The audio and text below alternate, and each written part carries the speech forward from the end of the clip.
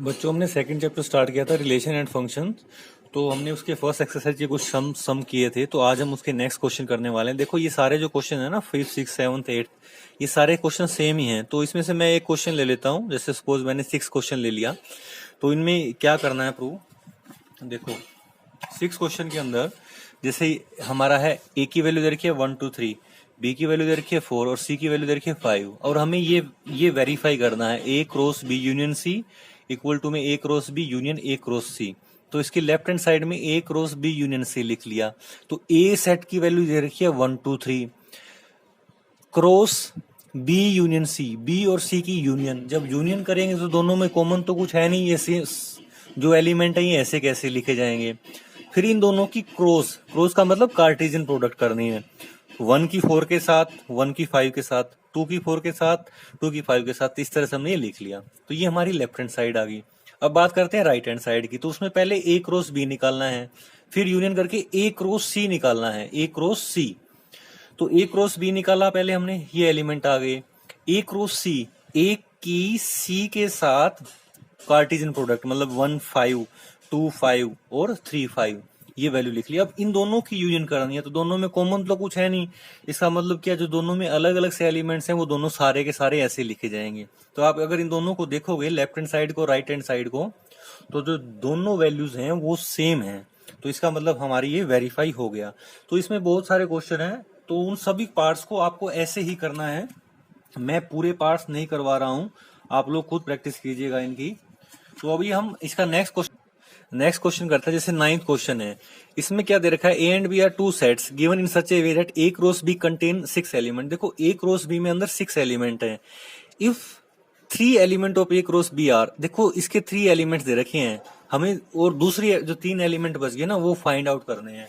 तो वो कैसे फाइंड करेंगे, देखो ये हमारे पास गिवन है 1 3। देखो आगे वाले जो एलिमेंट्स हैं ये हमारे ए के एलिमेंट हो गए। तो 1 2 और 3 तो ए के अंदर आ गया।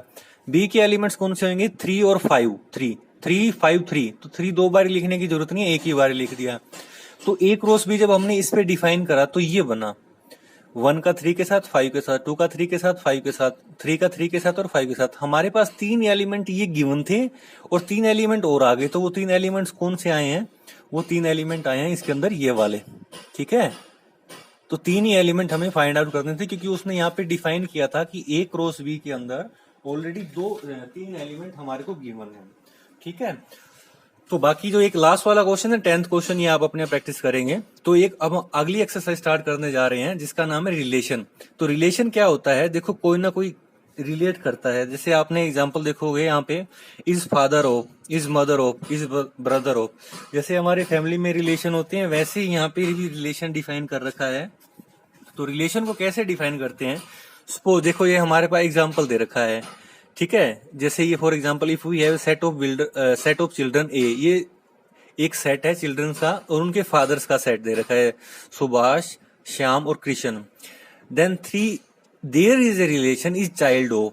ये चाइल्ड ऑफ मतलब कि ये जो है, ये फर्स्ट सेट जो है ना, जो दूसरा सेट में क्या रिलेशन डिफाइन किया है, इज चाइल्ड ऑफ। तो हमने लिख लिया, पहले लिखना है आशा आर सुभाष, फिर राम आर का मतलब है रिलेशन श्याम, हरि आर कृष्ण। तो ये एक हमने रिलेशन डिफाइन कर लिया। रिलेशन को हम आर से शो करते हैं, जिसमें जो पहला एलिमेंट है वो ए से बिलोंग करता है और जो दूसरा एलिमेंट है वो बी से बिलोंग करता है। अब यहाँ पे एक सोचने की बात ये है कि इसमें एक ही के साथ रिलेशन डिफाइन करना है हमने, चाहे आशा का सुभाष के साथ या श्याम के साथ। ठीक है, तो देखो X Y, X belongs to A, Y belongs to B, X R Y. तो यहाँ पे कैसा रिलेशन डिफाइन हो गया, इज चाइल्ड ऑफ का। अगला क्वेश्चन देख, जैसे कि आप ये देख रहे हो, और एग्जांपल है। देखो, N be a set of natural number, consider the relation has its cube as for set N to N, 1 has its cube 1। देखो 1 का क्यूब तो 1 होगा, 2 का क्यूब क्या होगा 8। तो यहाँ पे रिलेशन डिफाइन किया है क्यूब वाला। तो हमने क्यूब वाला 1 आर 1 2 आर 8, तो ये रिलेशन क्यूब वाले हमने 4 का क्यूब क्या होगा 64।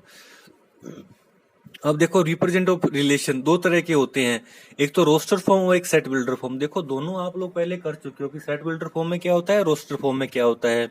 मैं उनके बारे में ज्यादा बता नहीं रहा। जिसमें डायरेक्टली लिखा जाता है सेट, वो हमारा रोस्टर फॉर्म होता है। जिसमें सेट बिल्डर फॉर्म ऐसे कंडीशन बना के दी जाती है, तो वो हमारी क्या होती है, सेट बिल्डर फॉर्म। जैसे इसमें एक कंडीशन लगा देते हैं x is 2 less than y, तो बाकी आगे जब हम क्वेश्चन करेंगे तब हमें अच्छे से क्लियर हो जाएगा। एक एरो डायग्राम भी होता है, वो ऐसे इस तरह से दिया, जिसका हम ज्यादातर यूज अभी नहीं करेंगे। अब आती है डोमेन और रेंज ऑफ ए रिलेशन। देखो डोमेन जो किसी सेट के अंदर, जैसे ये हमने ए था ये बी था, ये एक रिलेशन डिफाइन करा 1 2 2 3 और 7 6। तो जो डोमेन होती है ना, वो जो आगे वाले एलिमेंट होते हैं 1 2 3 7, ये डोमेन होगी इस रिलेशन की। रेंज क्या होगी, ये जिससे रिलेट कर रहे हैं, ये किससे रिलेट कर रहे हैं 2 3 3 6, तो 3 को 2 बार लिखने की जरूरत नहीं है, एक ही बार लिख दिया। और कोड डोमेन क्या होती है, कोड डोमेन वो होती है जो जिससे वो रिलेट करते हैं वो पूरा सेट। देखो यहाँ पे ए बी से रिलेट कर रहा था ना, तो बी वाला जो पूरा सेट होगा वो हमारा क्या होगा, कोड डोमेन होगा। तो इस तरह से हम ये रिलेशन डिफाइन करते हैं। यहाँ पे रिलेशन में डोमेन, कोडोमेन और रेंज डिफाइन करते हैं। अब उसके बाद आता है types of relation. Types of relation में क्या आते हैं, 3 तरह के हमारे ये रिलेशन डिफाइन कर रखे हैं। 3 तरह के नहीं होते, ज्यादा तरह के होते हैं। तो आइडेंटिटी रिलेशन क्या होता है, देखो ये एक सेट है ए 1 2 4।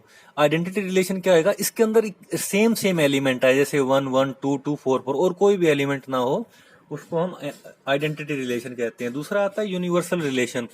यूनिवर्सल रिलेशन के अंदर क्या होता है, जिसके अंदर जितने भी पॉसिबल केसेस बन सकते हो, जैसे ये हमारा अर्थ में पूरा यूनिवर्स हो गया और उसके अंदर कितनी कंट्रीज आती हैं। तो जैसे इसमें क्या क्या हो सकता है, 2 2 हो सकता है, 2 3 हो सकता है, 3 2 हो सकता है और 3 3 हो सकता है। तो इसको क्या बोलते हैं हम, यूनिवर्सल रिलेशन। फिर आता है वॉइड रिलेशन, जिसमें कोई भी रिलेशन ना डिफाइन हो उसको हम बोलते हैं वॉइड रिलेशन। फिर आता है इनवर्स रिलेशन, जैसे हमने ये रिलेशन डिफाइन करा 1 2 3 4 5 6, ये रिलेशन है, इसका उल्टा कर दें, जैसे 2 1 3 4 और 5 6, इसको हम बोल दिया इनवर्स रिलेशन। फिर आता है रिफ्लेक्सिव रिलेशन। रिफ्लेक्सिव रिलेशन वो होता है जिसके अंदर सेम एलिमेंट हो। ये कुछ सिमिलर होता है आइडेंटिटी रिलेशन के, बट उससे डिफरेंट भी होता है कई केसेस में। सिमेट्रिक रिलेशन क्या होता है, जैसे ए बी बिलोंग करता है किसी रिलेशन के अंदर, तो उसका उल्टा बी ए भी उसके अंदर बिलोंग करना चाहिए, तो ये हो गया हमारा सिमेट्रिक रिलेशन। सपोज किसी सेट के रिलेशन के अंदर 2 3 बिलोंग करता है, तो उसका रिवर्स कितना हो जाएगा 3 2, वो भी इसके अंदर बिलोंग करना चाहिए। ट्रांजिटिव रिलेशन क्या होता है, A B belongs to R, B C belongs to R, और देखो इनका ये लास्ट वाला एलिमेंट इसका पहले वाला एलिमेंट सेम है, तो इसका फर्स्ट और इसका लास्ट भी बिलोंग करना चाहिए आर के अंदर। अब बात आती है कि कितने रिलेशन बनते हैं, टोटल नंबर ऑफ रिलेशन। देखो अगर हम कोई आर बना रहे हैं तो टोटल नंबर ऑफ रिलेशन कैसे बनाएंगे, देखो पहले तो एक सेट के अंदर ए के अंदर कितने एलिमेंट हैं, सपोज उसके अंदर एम एलिमेंट हैं, दूसरे के अंदर बी के अंदर कितने एलिमेंट हैं, एन एलिमेंट हैं। तो number of subset of having M N element क्या होएगा, 2 raised to power M N. Suppose आपके पास ए के अंदर 2 एलिमेंट है, देखो यहाँ पे ये हमारा एग्जांपल भी दिया हुआ है। ए के अंदर कितने एलिमेंट है, 2 एलिमेंट है, बी के अंदर कितने एलिमेंट है, 3 एलिमेंट है। तो टोटल नंबर ऑफ रिलेशन क्या हो जाएगा, 2 raised to power 3 into 2, क्योंकि 2 into 3 सॉरी, इसके अंदर 2 है, 2 into 3 कितना आएगा 6, तो 2 raised to power 6 क्या आ जाएगा 64। तो हमारे 64 रिलेशन बन सकते हैं अगर इन 2 सेट के अकॉर्डिंग हम चलेंगे तो ये हमने बेसिक चीजें आज इसमें करी है। मेन चीज इसमें ये है कि टाइप्स ऑफ रिलेशन, तो आप लोग इसको एक बार स्टडी कीजिए। जो इसकी एक्सरसाइज के क्वेश्चन है वो हम नेक्स्ट क्लास में करेंगे।